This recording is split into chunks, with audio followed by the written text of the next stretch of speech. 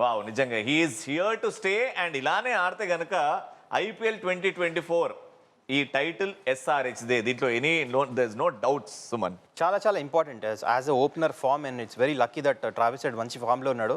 And world కప్లో కూడా తను చాలా మంచి స్టోరీ ఉంది. తనకు యాక్చువల్లీ చూస్తే ఫింగర్ ఇంజురీ అయింది. సో ఇనిషియల్ మ్యాచెస్ ఆడలే. ఇదే captain Pat Cummins Australia captain ఉన్నప్పుడు తన మీద కాన్ఫిడెన్స్ చూపించి చాలా విమర్శలు కూడా ఉన్నాయి. ఎందుకంటే ఒక ఇంజూర్డ్ ప్లేయర్ని మీరు ఎట్లా క్యారీ చేస్తున్న టీంలో అని.